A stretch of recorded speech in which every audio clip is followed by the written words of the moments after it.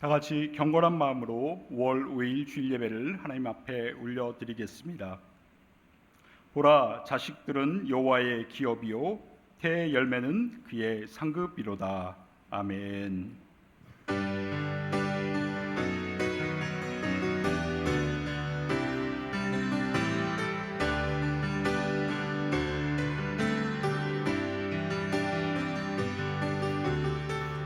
지존하신 주님 이름 앞에 모든 무릎 꿇고 다 경배해. 거룩하신 주님 보좌 앞에 엎드려 절하세.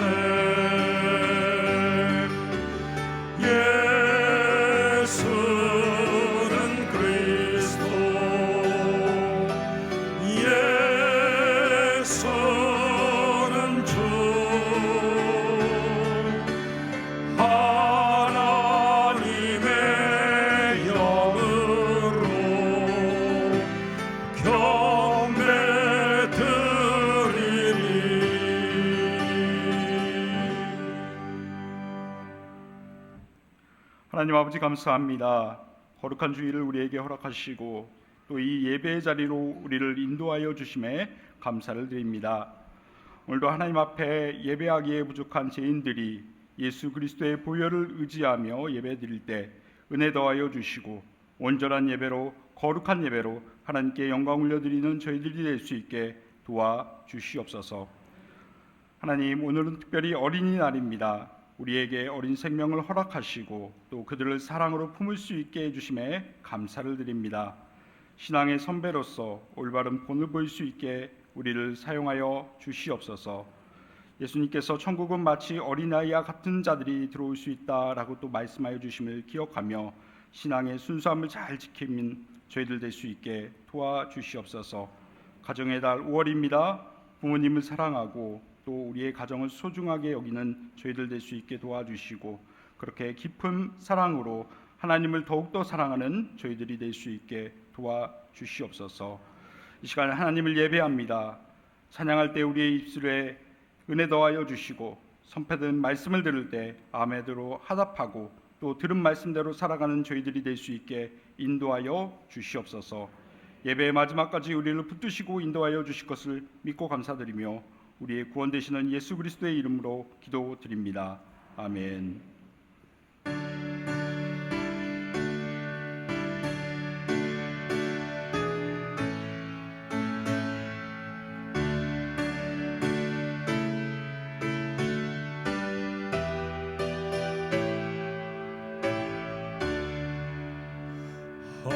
하늘에 가득 찬 영광의 하나님, 온 땅에 충만한 존귀하신 하나님, 생명과 빛으로 지혜와 권능으로 언제나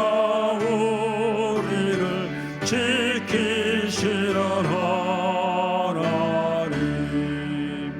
성부와 성자와 성령 삼위의 하나님,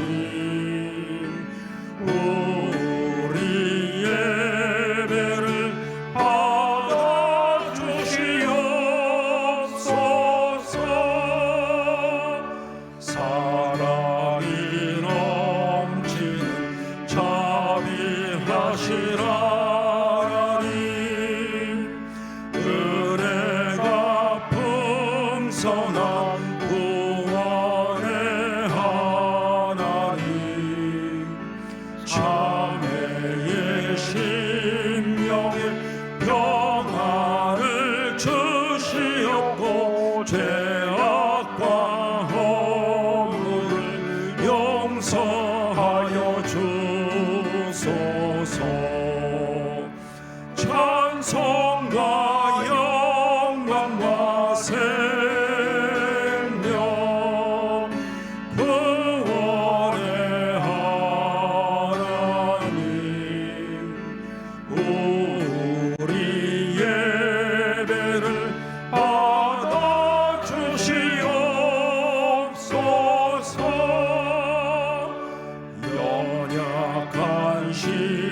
생명을 굳게 세워주시고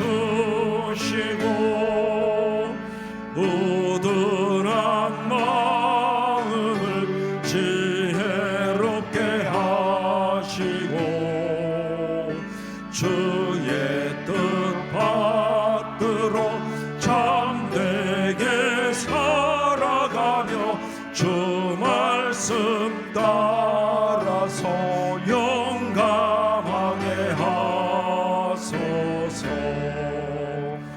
권능과 지혜와 사랑 은혜의 하나님 우리 예배를 받아주시옵소서. 주 앞에 나올 때 우리 맘 기쁘고 그 말씀 힘내어 새 희망이 솟는다. 고난도 슬픔도 이기게 하시옵고 영원에 잇대어 살아가게 하소서. 우리의 자랑과 기쁨 생명의 하나님 우리 예배를 받아주시옵소서.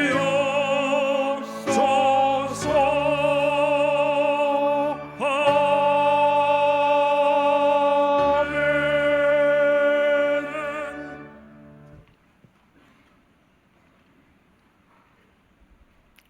나는 전능하신 아버지 하나님 천지의 창조주를 믿습니다. 나는 그의 유일하신 아들 우리 주 예수 그리스도를 믿습니다.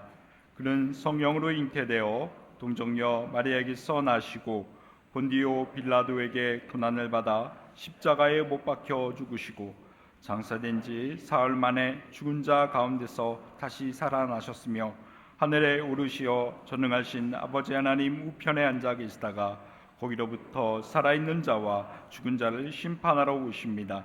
나는 성령을 믿으며 거룩한 공교회와 성도의 교제와 죄를 용서받는 것과 몸의 부활과 영생을 믿습니다. 아멘.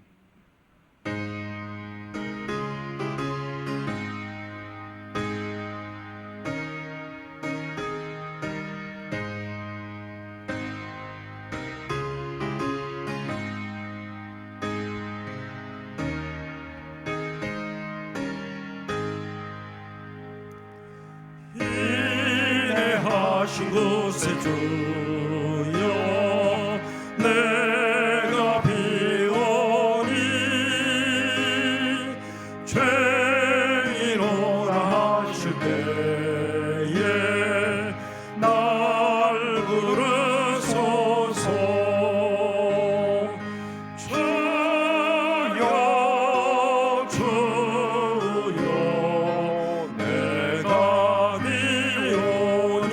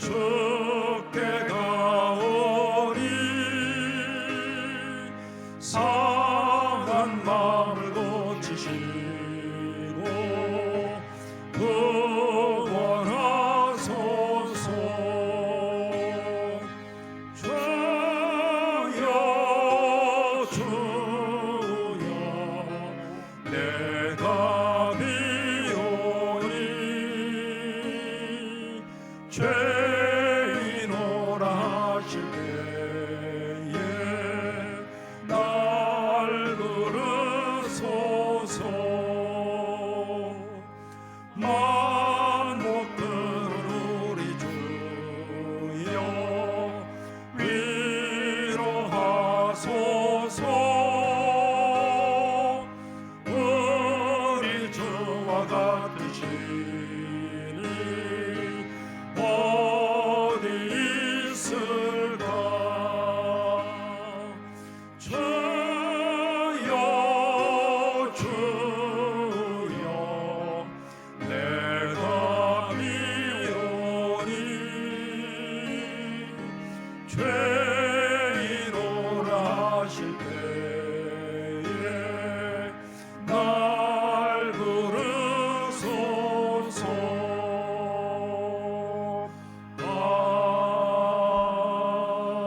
아멘.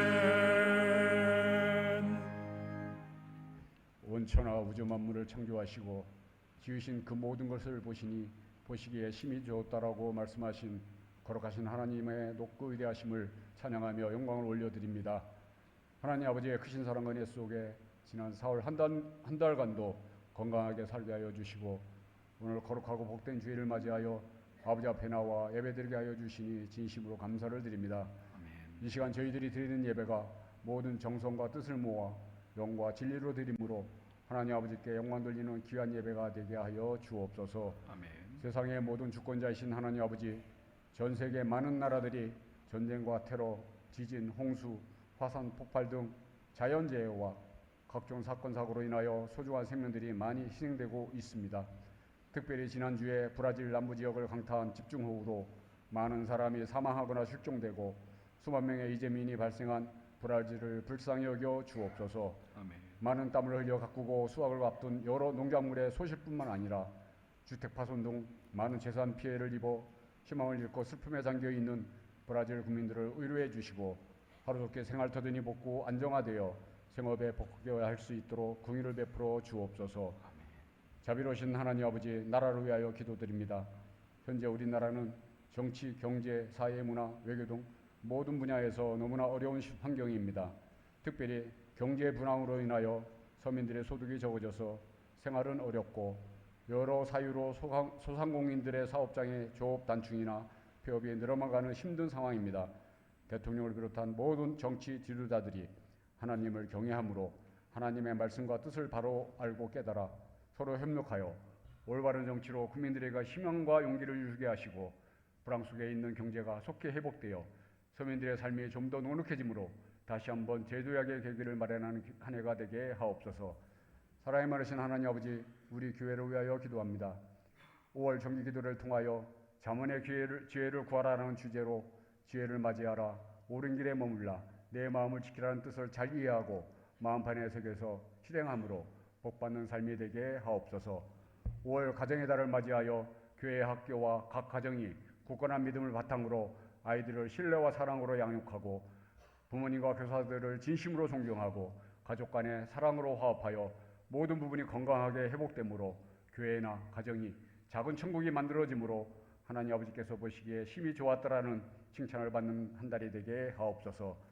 내달부터 17일까지 담임 목사님의 조지아 성지순례가 안전하고 건강하게 진행되는 은혜로운 시간이 되게 하옵소서. 또한 올해 계획된 모든 교회 행사들이 기쁨과 은혜 충만한 가운데 시행되므로 하나님 아버지께 영광 돌리는 시간이 되게 하옵소서. 이제 담임 목사님을 통하여 아버지의 귀한 말씀을 듣습니다.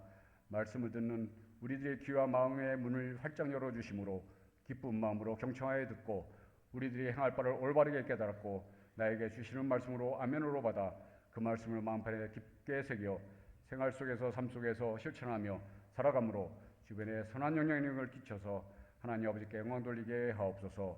모든 것 감사드리며 거룩하신 예수님 이름으로 기도하옵나이다. 아멘.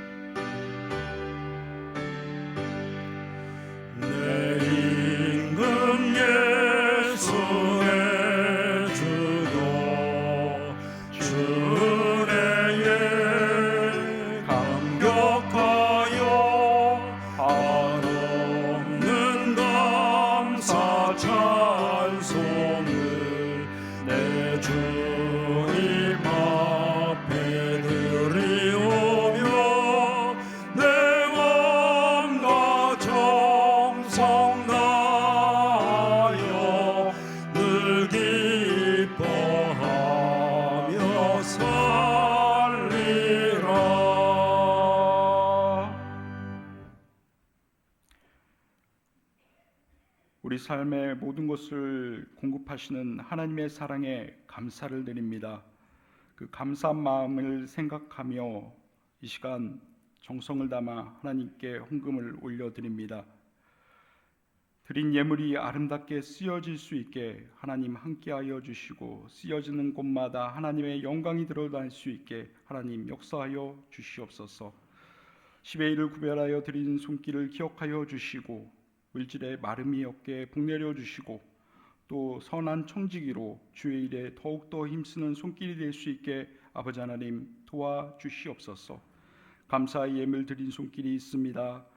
적은 것에 감사하여 싸우니 이제는 더 큰 것에 감사할 수 있게 하나님 복의 복을 더하여 주시옵소서. 각종 예물로 또 마음을 담아 드린 예물이 하나님 앞에 온전히 쓰여지기를 소망합니다. 하나님 함께하여 주시고, 또 무엇보다도 어려운 가운데 있는 성도들을 기억하여 주셔서 하나님 어려운 가운데 피할 길을 열어주시고, 또 하나님께서 복내려 주셔서 어려운 가운데 공급하시는 하나님의 선한 손길을 경험하는 그런 인생의 순간이 될 수 있게 아버지 하나님 함께하여 주시옵소서. 아버지 하나님, 이 시간 우리가 떡으로만 살 수 없는 인생임을 고백합니다.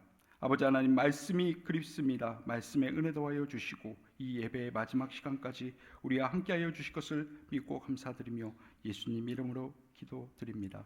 아멘.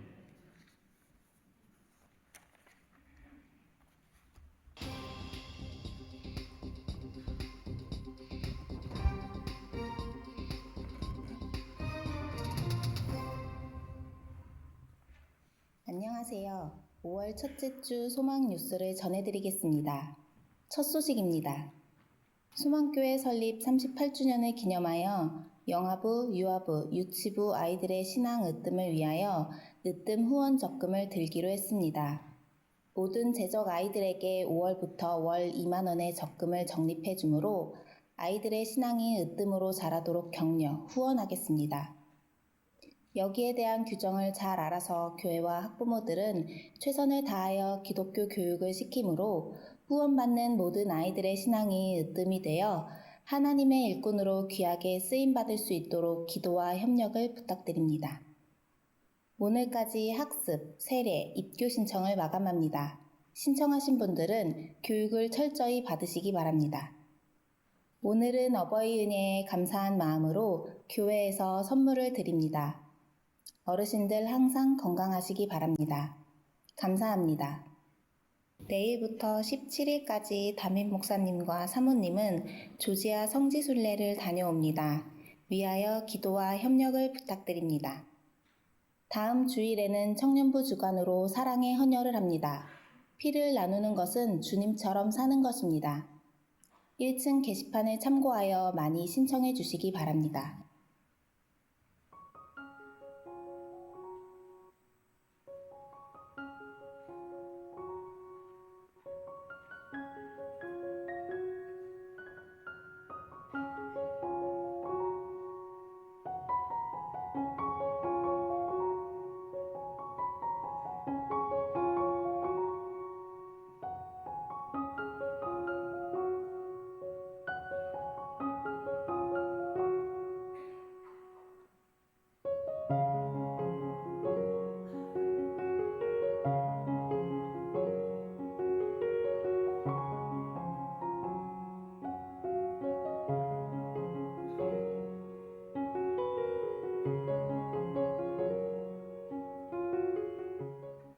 (2024년) 표어는 사도행전의 역사를 이어가자입니다.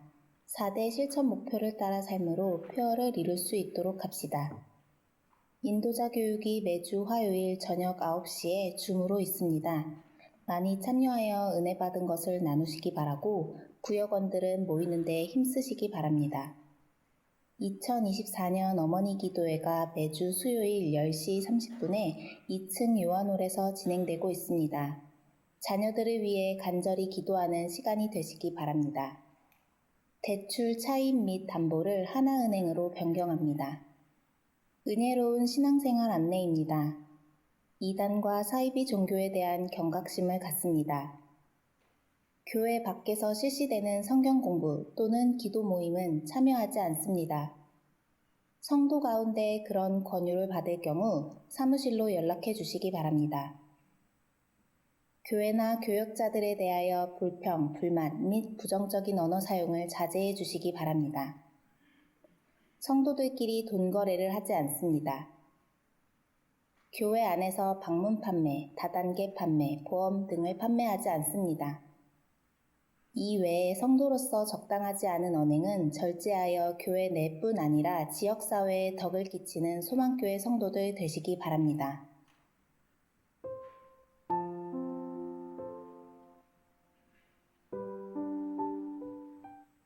오늘 하루도 예배 가운데 큰 은혜 받으시고 성령 충만하여 맡은 일에 충성을 다하여 건강한 교회가 되길 소망합니다. 감사합니다.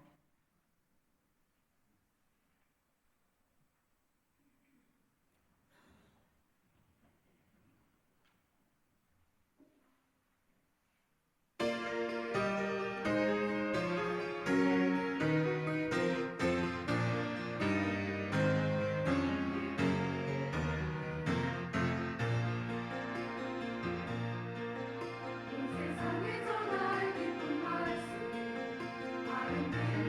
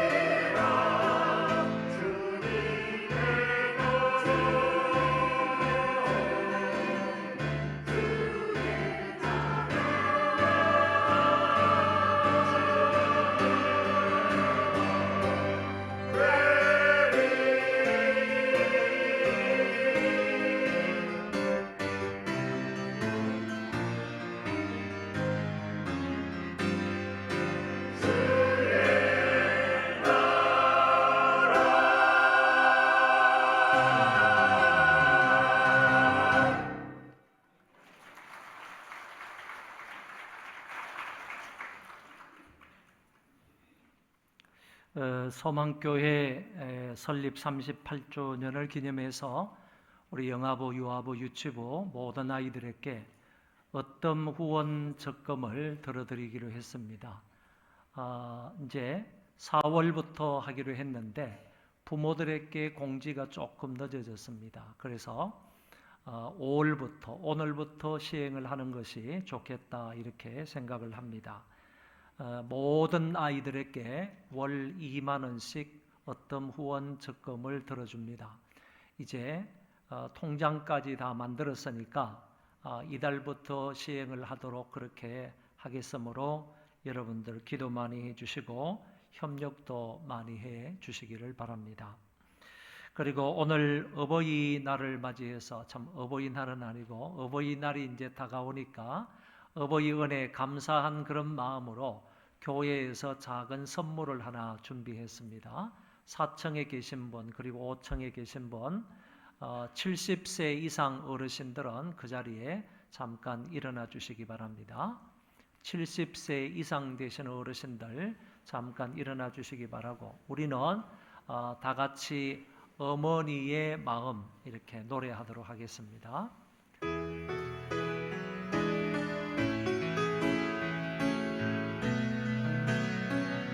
감사한 마음으로 나 실제 괴로움 다 잊으시고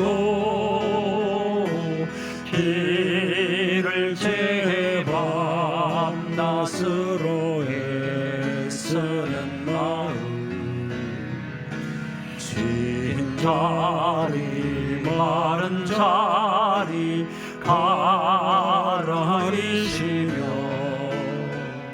손발이 닿도록 고생하시네 하늘 아래 그 무엇이 넓다 하리요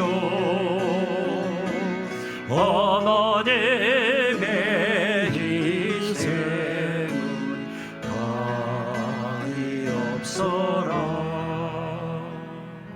우리 항상 건강하시라는 그런 마음을 담아 큰 박수로 우리 격려하겠습니다. 감사합니다. 고맙습니다.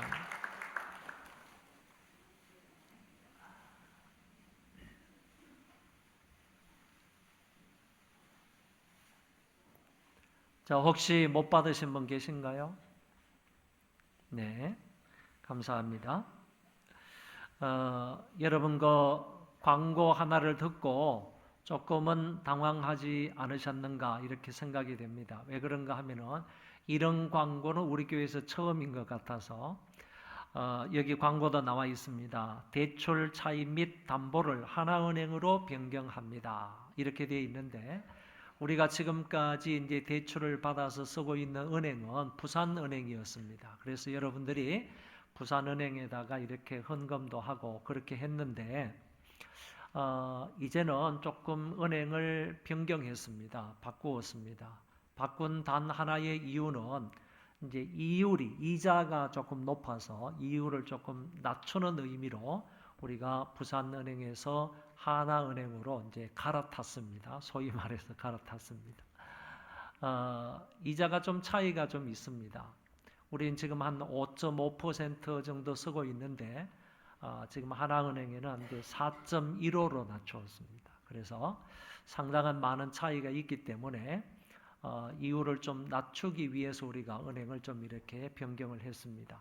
그걸 또 변경한 것을 주보에 실어놓고 이것을 또 주보를 또 하나은행에다 갖다 줘야 된답니다. 그래서 이제 주보에 실은 거고 오늘 또 이상한 행동을 했죠. 예배 시간에 나와가지고 막 사진도 찍고 그랬잖아요. 그쪽에서 사진도 제공을 하라 이렇게 말해서 그렇게 사진을 찍은 겁니다. 이해를 해주시기 바라고요. 저는 참 이런 일을 하는 거는 정말 못마땅하게 생각하는데 그래도 대출을 받기 위해서는 뭐 여러분이 뭐 혹시 뭐 40몇 억을 이렇게 다 헌금을 해가지고 싹 갚기 전에는 이걸 뭐 어떻게 할 수가 없잖아요. 그러니까 사진 제공까지 해야 되기 때문에 오늘 사진을 찍었습니다. 양해를 부탁하고요. 그리고 이제 몇 주간 후에 뭐 다음 주든 아니면 그 다음 주든 여러분들에게 공식적으로 광고를 할 겁니다. 그러면 이제 헌금하는 계좌도 이제 바뀌게 되니까 그때 가가지고 헌금하는 계좌를 이렇게 바꾸시면 되겠습니다. 혹시 부산은행으로 자동 계좌 이체를 하신 분이 있다면 뭐 예를 들어서 한 달에 뭐 200만 원씩 이렇게 자동 계좌 이체를 하신 분이 있으면 이제는 바꾸셔야 됩니다. 바꾸셔야 되니까 여러분들이 그렇게 해서 사용을 하시면 좋겠습니다. 우리 키르기스탄에서 선교 사역을 하고 계시는 우리 조용진, 김희진 선교사님 잠깐 입국을 하셨습니다. 한번 박수로 환영하겠습니다.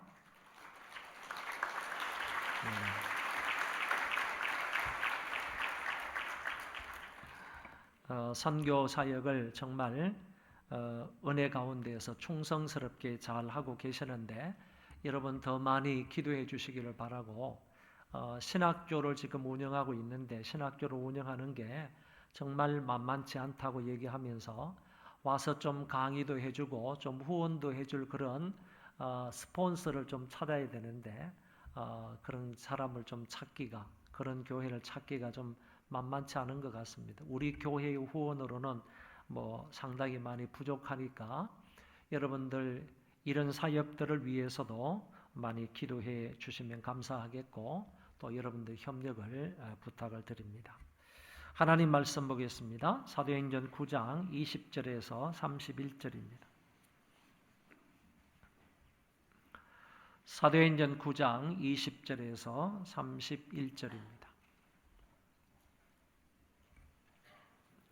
적시로 각 회당에서 예수가 하나님의 아들이심을 전파하니 듣는 사람이 다 놀라 말하되 이 사람이 예루살렘에서 이 이름을 부르는 사람을 멸하려던 자가 아니냐. 여기 온 것도 그들을 결박하여 대제사장들에게 끌어가고자 함이 아니냐 하더라. 사울은 힘을 더 얻어 예수를 그리스도라 증언하여 다메섹에 사는 유대인들을 당혹하게 하니라. 여러 날이 지나매 유대인들이 사울 죽이기를 공모하더니 그 계교가 사울에게 알려지니라. 그들이 그를 죽이려고 밤낮으로 성문까지 지키거늘 그의 제자들이 밤에 사울을 광주리에 담아 성벽에서 달아내리니라. 사울이 예루살렘에 가서 제자들을 사귀고자 하나 다 두려워하여 그가 제자됨을 믿지 아니하니 바나바가 데리고 사도들에게 가서 그가 길에서 어떻게 주를 보았는지와 주께서 그에게 말씀하신 일과 다메섹에서 그가 어떻게 예수의 이름으로 담대히 말하였는지를 전하니라. 사울이 제자들과 함께 있어 예루살렘에 출입하며 또 주 예수의 이름으로 담대히 말하고 헬라파 유대인들과 함께 말하며 변론하니 그 사람들이 죽이려고 힘쓰거늘 형제들이 알고 가이사랴로 데리고 내려가서 다소로 보내니라. 그리하여 온 유대와 갈릴리와 사마리아 교회가 평안하여 든든히 서가고 주를 경외함과 성령의 위로로 진행하여 수가 더 많아지니라. 아멘. 사울은 예수님을 구세주로 인정하지 않았습니다. 오히려 예수님을 하나님을 모독하는 자로 알았고 십자가에 달려 죽는 것이 마땅하다고 여겼습니다. 모든 유대인들이 그랬듯이 나무에 달려 죽는 자는 다 하나님의 저주받은 자로 알았던 것입니다. 그래서 예수님도 신성을 모독하고 저주받아 죽은 것으로 여겼던 것입니다. 또한 사울은 스데반을 죽이는데 가담했던 사람입니다. 초대교회 집사였던 스데반이 돌에 맞아 죽는 것도 당연하다고 생각했습니다. 그래서 정인들의 옷을 자기 발 앞에 두는 것을 허락했습니다.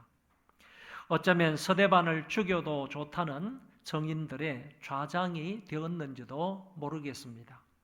성경은 사울은 그가 죽임당함을 마땅히 여겼다고 말씀하고 있습니다. 그 이후로도 그는 계속하여 믿는 사람들을 핍박했습니다. 예루살렘에서도 예수 믿는 자들을 잡아서 옥에 가두었습니다. 사울이 교회를 잔멸할세 각 집에 들어가 남녀를 끌어다가 옥에 넘겼다고 말씀합니다. 또한 다메섹에 올라간 것도 그 이유에서입니다. 예수쟁이들을, 예수 믿는 사람들을 잡아오라는 대제사장의 공문까지 받아서 그는 살기 등등하게 다메섹으로 올라간 것입니다. 사도행전 9장 앞부분에서 만일 그 도를 따르는 사람을 만나면 남녀를 막론하고 결박하여 예루살렘으로 잡아오려 함이라고 했습니다.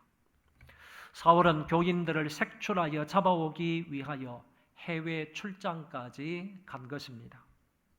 그런데 그 언덕에서 부활 성천하신 예수님을 만났습니다. 참으로 놀라운 일이 그에게 일어났습니다. 자기는 예수가 저주받아 죽어서 마땅히 지옥에 가 있을 줄 알았는데 그게 아니라 지금 하늘나라에서 밝은 빛으로 자기에게 나타나신 것입니다. 주님의 나는 내가 핍박하는 예수다라는 말씀을 듣고 바울이 얼마나 놀랐겠습니까? 지금까지 예수님에 대한 잘못된 생각이 한순간에 무너지고 바뀌는 순간입니다. 여기에서 사울은 완전히 변화가 되어서 새로운 인생이 된 것입니다. 아나니아의 안수기도를 통하여 건강이 회복되고 성령 충만을 받고 이제는 복음 전하는 자가 되었습니다. 자기가 그렇게 미워하고 핍박하던 예수님과 교회를 이제는 나아가서 전하고 세우게 된 것입니다. 본문에서는 이렇게 변화된 사울이 곧장 다메섹에 들어가서 전도를 하는 장면과 사도들과 교제하기 위하여 예루살렘에 올라가는 모습을 기술하고 있습니다. 세례를 받고 성령 충만을 받은 사울은 즉시 회당에 들어가서 복음을 전한 것입니다. 회당은 흩어진 유대인들이 예배를 드리고 또 함께 모여 교육을 하던 장소인데 사울은 이제 이 회당을 이용해서 복음을 전하게 되는 것입니다. 복음을 거부하고 핍박하던 그가 이제 180도로 바뀌어서 즉시로 그 복음을 전하는 사람이 되었습니다. 예수님을 만났던 안드레는 그 즉시로 그의 형인 베드로에게 찾아가서 예수님을 전했고 빌립이 예수를 믿고 곧장 친구인 나다나엘을 찾아가서 전도하였습니다. 이것처럼 사울도 주님을 만나 변화받은 즉시로 성 안에 들어가서 주민들에게 복음을 전한 것입니다. 여기서 행한 사울의 설교는 예수가 하나님의 아들이심을 전파한 것입니다. 참으로 놀랍지 않습니까? 지금까지만 해도 즉 사울이 다메섹으로 올라갈 때만 해도 그는 예수를 저주받은 자로 알았습니다. 그러나 이제는 완전히 바뀐 것입니다. 예수님을 하나님의 아들로 인정을 하고 그를 전파한 것입니다. 예수가 하나님의 아들이 되신다는 이 말은 예수가 구약 성경에 예언된 그리스도이시며 구약의 말씀에 예언되어 있는 메시아라는 뜻입니다. 사울은 다메섹 사건으로 예수님에 대한 생각과 말과 행동과 신앙이 180도 바뀌었습니다. 그래서 이제 자기가 알고 자기가 믿게 된 그 예수가 하나님의 아들이심을 전파한 것입니다. 각 회당에 들어가서 동일한 주제로 설교를 합니다. 이쪽 회당에 들어가서도 예수가 하나님의 아들이다. 저쪽 회당에 들어가서도 동일한 주제로 설교를 했다는 말입니다. 그랬더니 그 말을 듣는 모든 사람들이 다 놀랐다고 했습니다.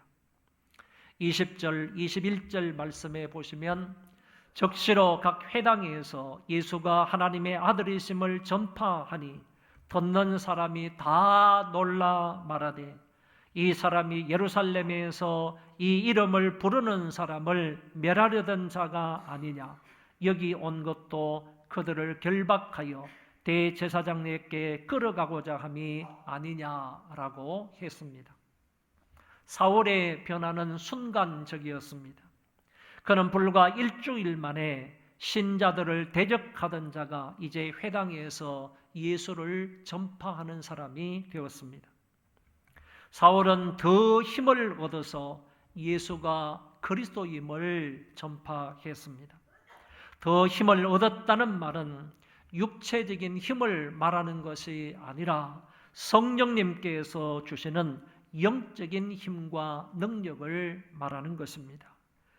성령 하나님께서 주시는 그 힘과 능력으로 이 사울은 예수가 그리스도이시다라는 사실을 정언한 것입니다.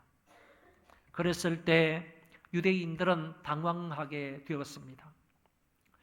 사울은 길에서 자기에게 나타나신 예수님을 전파하는데 그 예수님은 하나님의 아들이시며 동시에 그리스도라고 전파했습니다.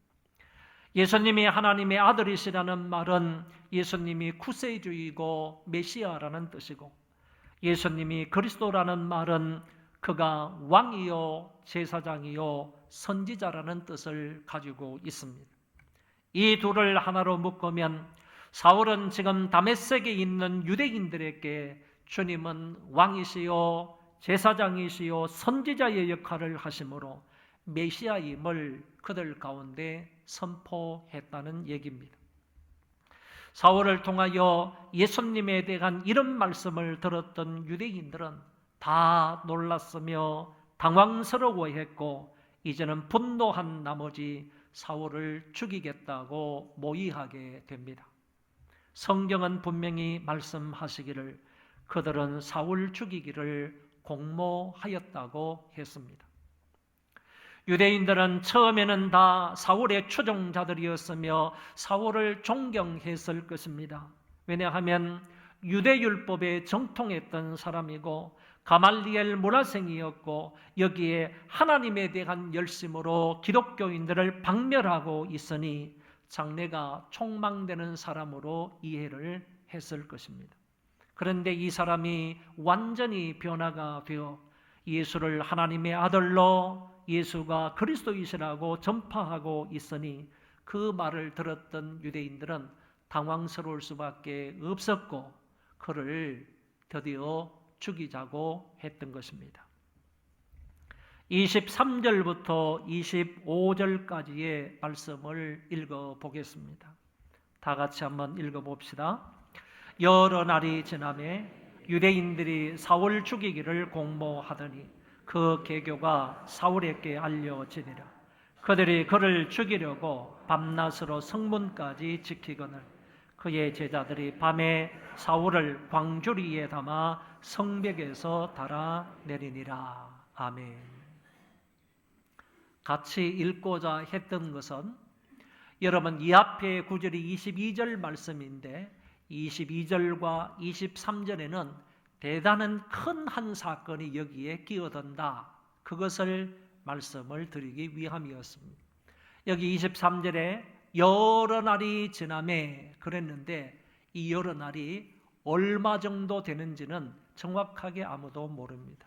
적어도 3년 정도가 걸렸다는 얘기입니다.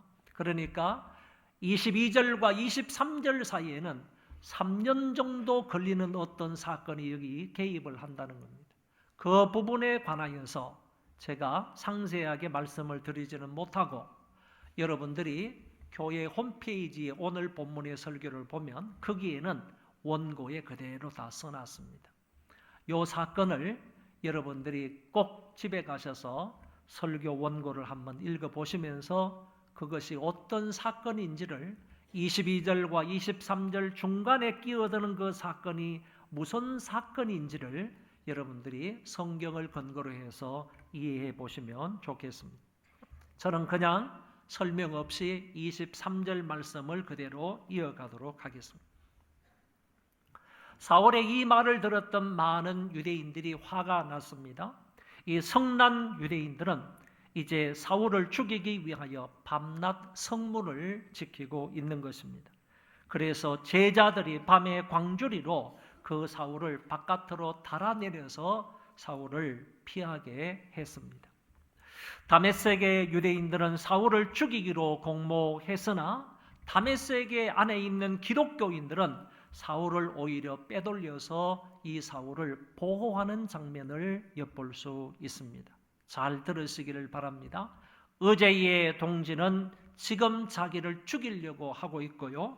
의제의 적은 오늘 동지가 되어서 그를 지켜주고 있는 모습을 성경을 통하여 보게 된다, 그 말입니다.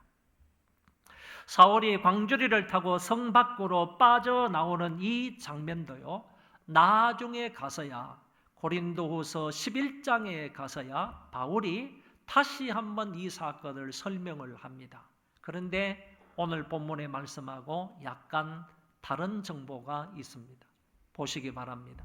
다메섹에서 아레다 왕의 고관이 나를 잡으려고 다메섹 성을 지켰으나 나는 광주리를 타고 들창문으로 성벽을 내려가 그 손에서 벗어났노라 그랬습니다.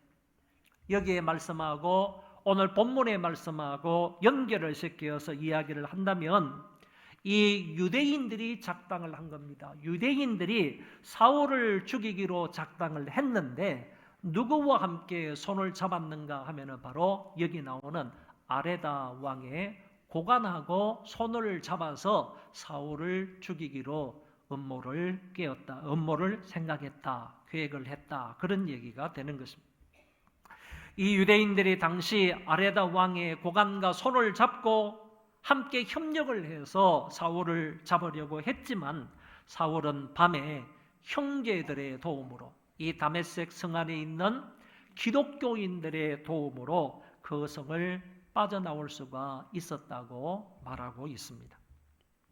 이제 다메섹에서 간신히 빠져나온 사울은 회심한 이후에 처음으로 예루살렘을 방문하게 됩니다.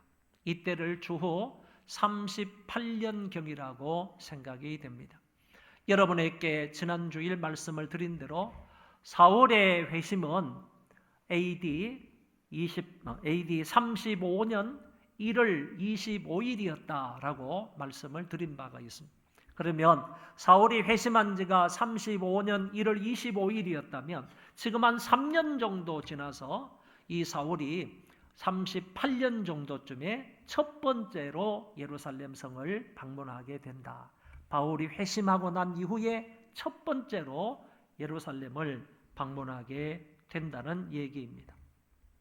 사울의 1차 예루살렘 방문은 약 15일 정도 걸렸다라고 갈라디아서 1장 18절에서 말씀하십니다. 그의 예루살렘 방문 목적은 사도들을 비롯한 다른 제자들과 함께 교제를 갖기 위함이었습니다. 그러나 그렇게 환영을 받지는 못했습니다. 비록 3년이라는 세월이 흘렀지만 여전히 예루살렘에 있는 유대 기독교인들과 이방인 기독교인들은 사울을 받아들이기가 쉽지 않았다는 것입니다. 사울을 박해자로는 기억을 하고 있는데 회심자로는 받아들이기가 어려웠다는 얘기입니다. 이럴 때 바나바가 나서게 됩니다. 이 바나바가 나서서 사울과 예루살렘의 제자들 사이를 잘 연결시켜주는 것을 볼 수가 있습니다. 예루살렘에 대한 이 예루살렘 제자들의 이 불신 때문에 어찌할 바를 모르고 있는 이 사울을 위해서 이 바나바가 중간에 끼어들어서 설명을 하는 것입니다. 다시 여기 보시기를 바랍니다. 자, 바나바라는 사람이 여기 중간에 끼어 있습니다. 이쪽 편에 있는 사람은 사울입니다. 다른 편에 있는 사람은 예루살렘에 있는 교회 지도자들입니다. 그런데 예루살렘에 있는 이 교회 지도자들은 예루살렘에서 다메섹 지역으로 떠났던 이 사울이 핍박자로 떠난 겁니다. 교회의 핍박자로 교회를 참멸하기 위해서 다메섹으로 떠난 사람이에요. 그 이후로 이 사람들이 소식을 제대로 들은 것은 없단 말이죠. 그런데 이 사람이 변화되어 가지고 3년 만에 예루살렘을 찾아와서 이 제자들을 만나기를 원한다는 거죠. 그럼 제자들 입장에서는 이 사울을 그렇게 기쁜 마음으로 영접할 수 있는 그런 상황이 아니라는 거예요. 그래서 바나바라는 사람이 중간에 딱 끼어들어 가지고 이 사울에 대해서 예루살렘 교회 지도자들에게 설명을 하는 거예요. 이 사람이 다메섹에 올라가다가 어떻게 주님을 만나게 된 건지 이것을 설명하고 했고, 그리고 난 이후에 곧장 다메섹 성에 들어가 가지고 예수 그리스도를 전파했던 일, 그리고 주님께서 이 사울에게 어떤 말씀을 하셨는지 이 모든 것들에 대하여서 이 예루살렘에 있는 제자들에게 상세하게 소개를 하고 말을 했다는 얘기입니다. 여러분, 중요한 것은요, 그 끝부분에 가서 보면 27절 마지막 단어가 전하니라 또는 말하니라 이런 단어가 나오는데, 전했다 말했다 이 말은 바나바가 사울에 대한 모든 것들을 예루살렘 교회에 있는 지도자들에게 상세하게 말했다는 거예요. 구체적으로 말했다는 겁니다. 아주 열심을 다해서 말했다는 거예요. 이것을 통하여서 예루살렘 교회의 지도자들이 바울에 대해서 이해를 하고 바울을 영접하며 함께 교제하게 되었다 하는 점을 오늘 성경은 말씀해 주고 있습니다. 그러니까 이 바나바는요, 사울에 대해서 사도들에게 말할 때에 근성으로 대충적으로 말하지 않았다는 겁니다. 아주 상세하게 구체적으로 열심으로 사울에 대해서 제자들에게 말함으로 서로에 대해서 화해가 이루어지게 되었다, 이렇게 말할 수 있습니다. 이렇게 하여 사울은 자유롭게 그 이후로 예루살렘을 출입을 하면서 사도들과 교제할 수 있었고, 또 다른 제자들과 교제를 하며 아울러서 예수 그리스도를 그 가운데서 전파하게 되었습니다. 그런데 또 어떤 사건이 여기에 기록이 나오는가 하면은 헬라파 유대인들과 함께 복음에 관하여서 변론하는 사울의 모습도 나타나고 있습니다. 성경에 보면 또 주 예수의 이름으로 담대히 말하고 헬라파 유대인들과 함께 말하며 변론하니 그 사람들이 죽이려고 힘쓰거늘. 여러분, 이와 같은 현상은, 다시 말해서 헬라파 유대인들, 이와 같은 사람들과 서로 논쟁을 벌였던 것은 이미 다메섹 성 안에서도 한번 있었습니다. 그걸 피해가지고 이제 도망해서 피해가지고 나왔지 않습니까? 그런데 예루살렘에 3년 만에 올라가니까 여기에도 헬라파 유대인들이 그대로 있으면서 이 헬라파 유대인들과 사울 사이에 이 복음에 대해서 변론이 일어나게 되었다, 그런 얘기가 됩니다. 여러분, 이 헬라파 유대인들은 사도행전 6장에서도 참 못된 그런 성격을 가지고 있었던 사람이었어요. 왜냐하면 자기의 과부들이 구제에서 빠진다고 해서 히브리파 유대인들을 아주 원망하고 불평을 했던 사람들이 헬라파 유대인들이었습니다. 그리고 여기에서는 이제 사울과 함께 복음에 대해서 논쟁을 벌이는데, 여러분, 사실 그렇습니다. 이 복음은 논쟁의 주제가 아니라는 것입니다. 복음은 믿고 받아들여야 할 주제이지 서로 논쟁해서 복음을 믿게 되는 것은 아니라는 얘기입니다.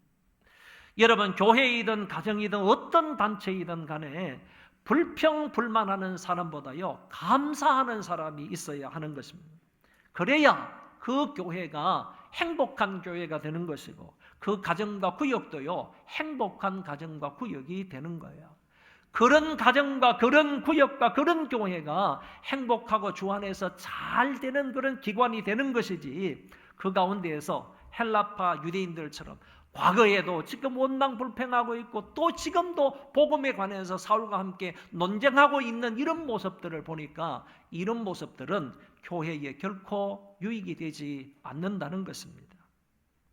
이 헬라파 유대인들이 사울과 논쟁을 하다가요, 자기들이 불리해지고 자기들이 지니까요, 억울해서 이제 사울을 죽이기로 한다는 거예요. 죽이기로 한다는 거예요. 여러분, 얼마나 그 마음속에는 분이 일어났으면요, 복음 가지고 논쟁을 하다가 그 마음에 분이 일어나가지고 사울을 죽이기로 공모를 했다는 겁니다. 죽이기로 작정을 한 것입니다. 그래서 사울이 이 위기와 위험에 처한 줄을 알고 형제들이 사울을 가이사라로 데려가서 그곳에서 다시 다소로 피신을 시키는 것을 볼 수 있습니다. 여기에서의 가이사라는 북쪽에 있는 가이사라 빌립보를 말하는 것이 아니고 저 서해안 쪽에 있는 지중해 쪽에 있는 가이사라 항구를 말하고 있습니다. 주로 로마 사람들이 주둔해 있는 그 항구가 가이사라 항구인데 그 항구를 일컬어서 말하고 있는 것입니다.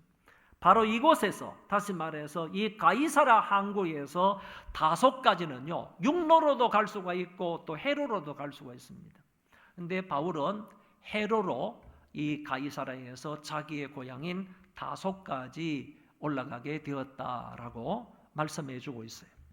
이제부터 그는 이곳에서 깊이 오랫동안 머물게 됩니다. 이것도 여러분들에게 하나 그 교회 홈피에 나와 있는 그 원고를 읽어보라고 권면을 드립니다. 여기에도요, 바울이 그러면 자기 고향 다소로 가가지고 그 다음에 어떻게 행동을 하는지 그 부분이 성경에 나와 있는 부분들을 제가 이렇게 적어 놓았습니다. 이 사도행전 9장 11절에 다소로 올라갔다, 그거 표현만 나오지 거기에서 무슨 일을 하고 어떻게 지냈는지 몇 년 동안 지냈는지 아무도 모르는데 어쨌든 성경에 나와 있는 부분들을 근거로 해서 제가 기록을 한 것이니까 한번 참고로 읽어보시기를 바랍니다. 이곳에서요, 자기 고향 다소에서 사울은 오랫동안 있으면서요, 오랫동안 있다고 그랬습니다.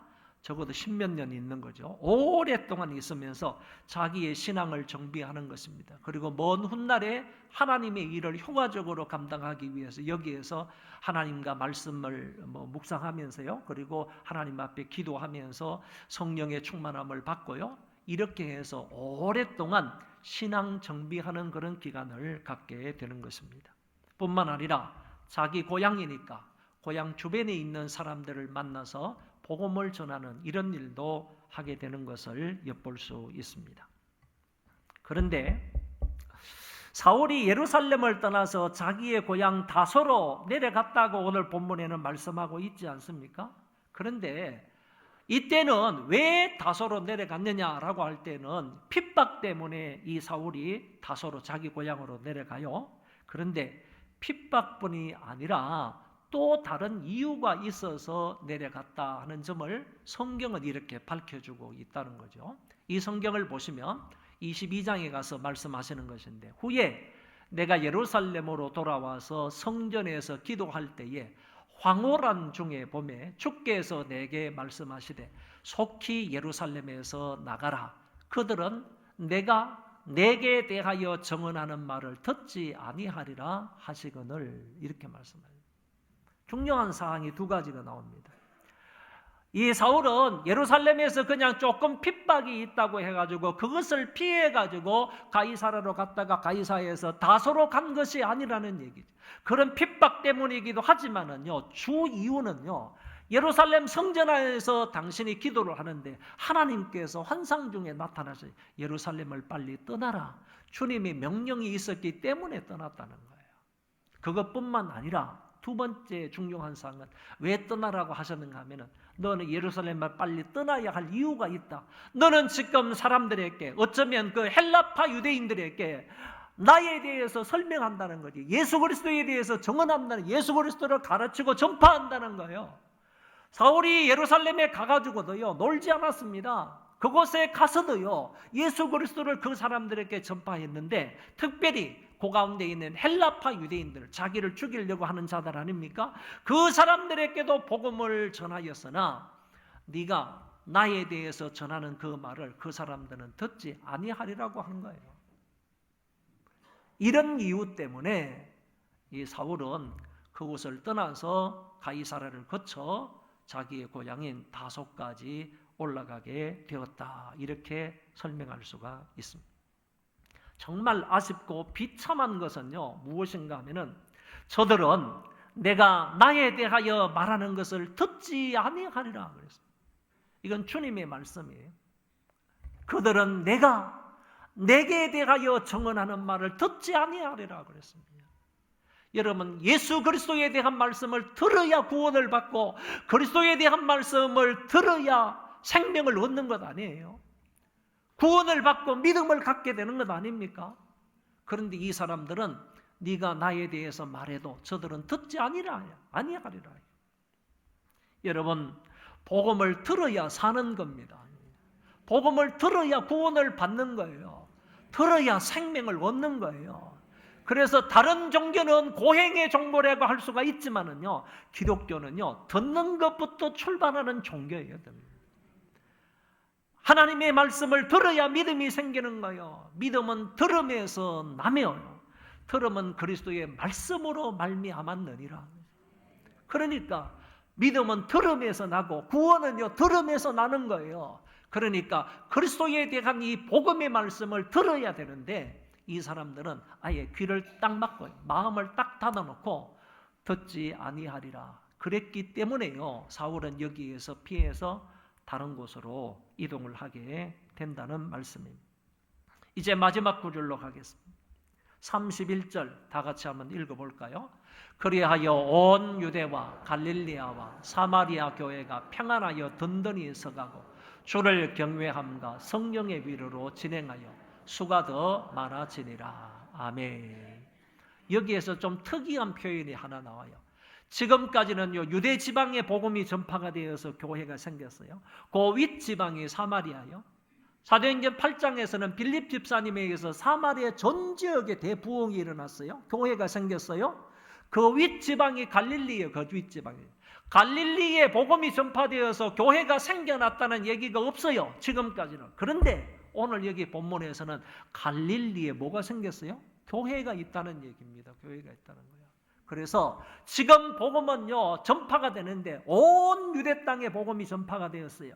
그리고 그 북쪽 지역인 사마리아 전역에도 빌립에 의해서 복음이 전파돼요. 교회가 생겨요. 그 위쪽 지방인 갈릴리 바다 근교에 있는 여기 갈릴리 지역에도요, 복음이 편만하게 전파가 되어서 교회가 생겨나게 되었다는 거예요. 그리고 그 모든 교회가 평안히 든든히 서가게 되었다. 여러분, 평안히 든든히 서가게 되었다 하는 이 표현은요, 다른 말로 말하면 핍박이 잦아들었다 이렇게도 말할 수가 있어요.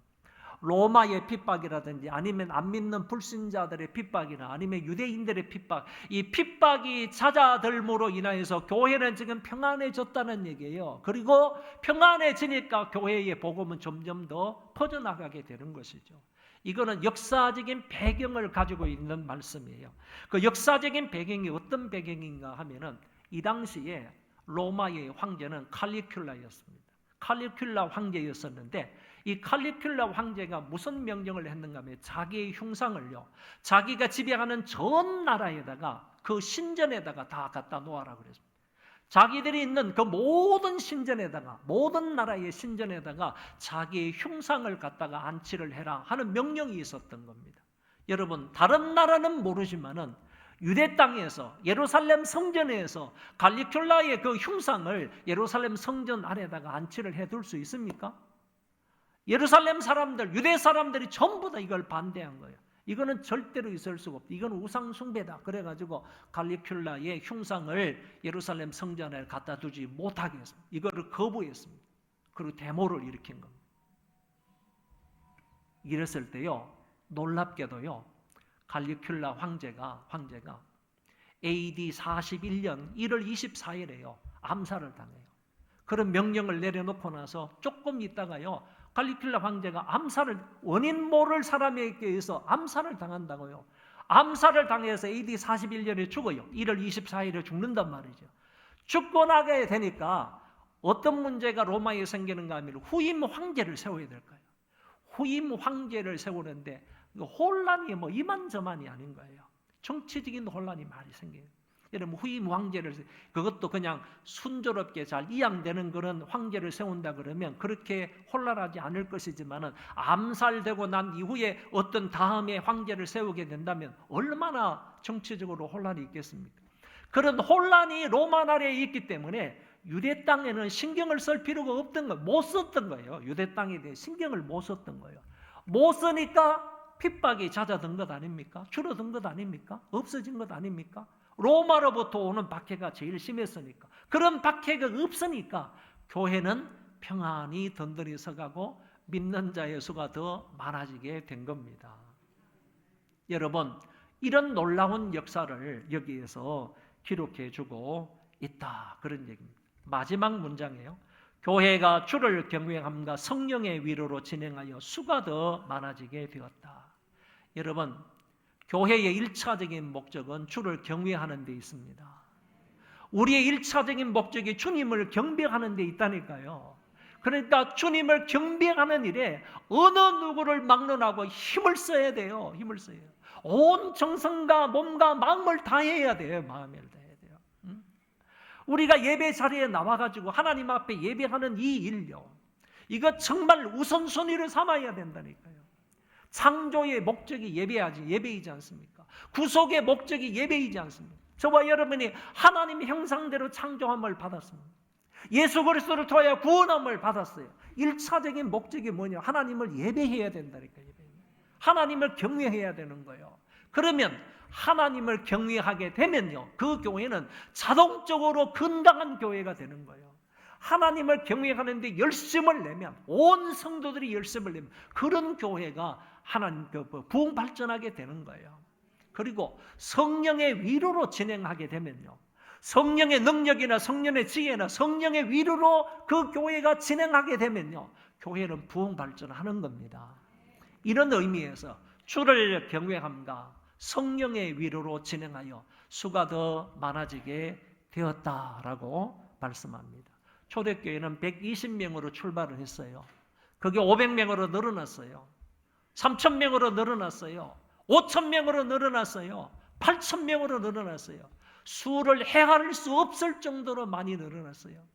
사도행전 21장에 가서는요, 그 수가 몇십만 명으로 늘어났어요. 얼마나 많은 수만 명으로 되었느냐, 그 말씀이 나오거든요.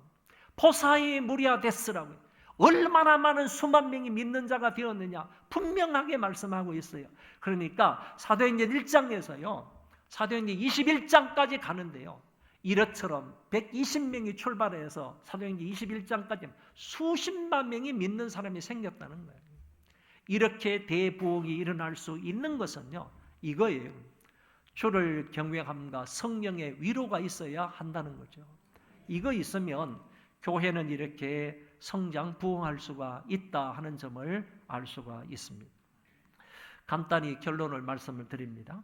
이 본문은요, 예수님을 만난 사울이 곧장 다메섹 성에 들어가서 복음을 전한 것과 예루살렘에 올라가서 사도들과 교제하는 장면을 기술하고 있습니다. 이 말씀을 통하여 한두 가지 짧은 교훈을 생각해 보겠습니다. 먼저는 주님을 믿고 은혜를 받고 성령 충만을 받으면 곧장 전도자로 나서게 된다는 것입니다. 사울은 갑자기 주님이 만나 주심으로 즉각적으로 회심하여 변화된 사람입니다. 그 이후에 그는 세례를 받고 성령 충만을 받았습니다.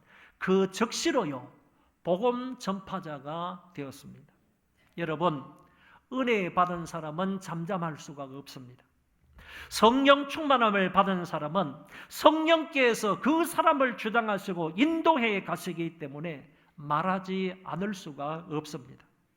무엇인가 보고 듣고 느끼고 받고 경험한 사람은 그것을 전하지 않을 수가 없습니다.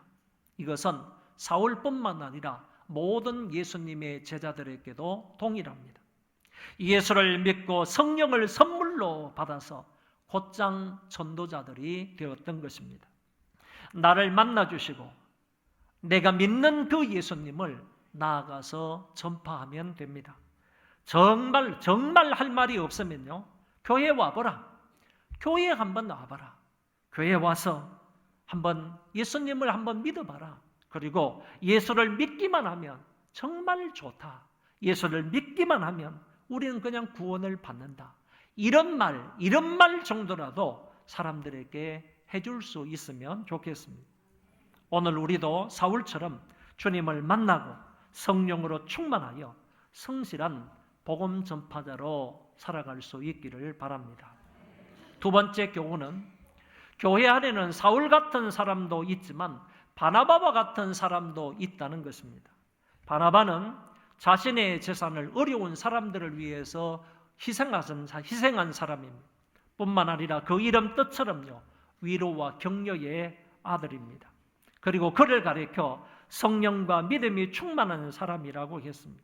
그런 바울의 동역자로서 일평생 동안 귀하게 쓰임받은 사람이었습니다.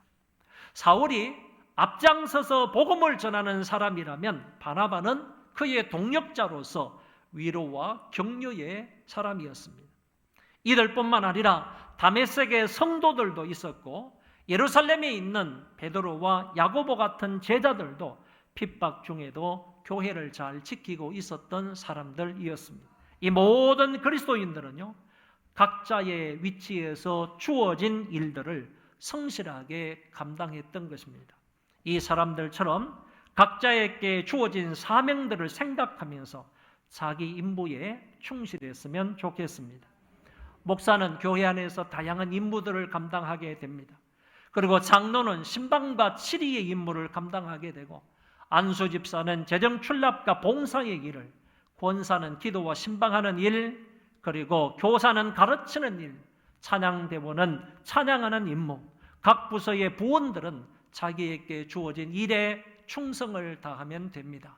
그렇게 하면 그 교회는 건강하고 하나님이 기뻐하시는 교회가 되는 것입니다. 자기의 직무를 소홀히 해서도 안 되지만 월권해서도 아니 됩니다. 맡은 일에 충성을 다함으로 건강한 교회를 만들어 가도록 합시다. 우리 그 자리에 다 일어나셔서 우리에게 소원이 하나 있네 찬송하겠습니다. 우리 조용진 선교사님 나와서 축도해 주시면 되겠습니다.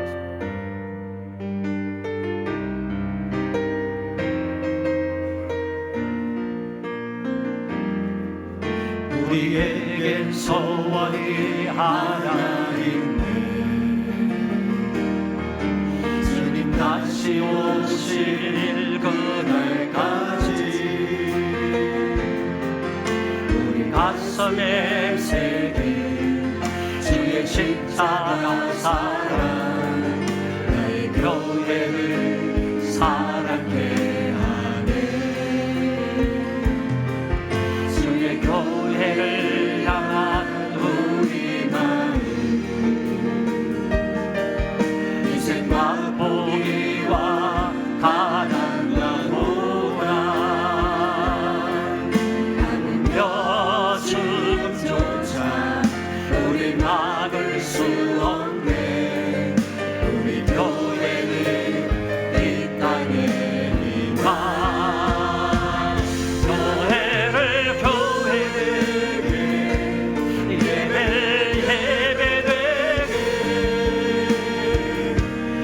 우리 사용하소서.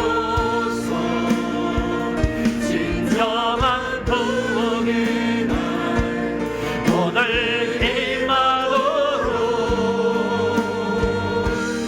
우리 사용하소서. 성령 안에 예배하리라. 자유의 마음으로 사랑으로 예배하리라. 교회는 생명이, 교회를 교회되게 예배되게 우리를 사용하소서. 진정한 부흥의 날 오늘 희망으로 우리를 사용하소서.